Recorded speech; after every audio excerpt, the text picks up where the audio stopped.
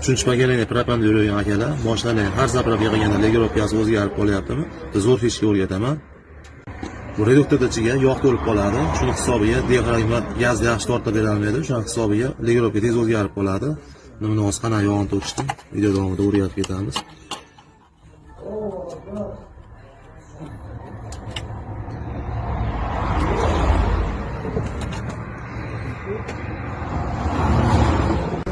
Yog'ni to'kkandan keyin mana shu tepada ikkita boltni yechib, mana shu kartni yo benzindan sepib olamiz.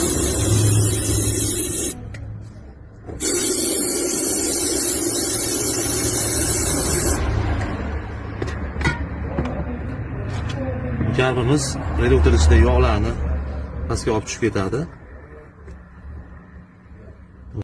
Shu ishni har 10 ming kilometrda qilib yursalar, mashina legirovkasi ham o'zini holatida yuradi. Epilus chiqishi ham yo'qoladi.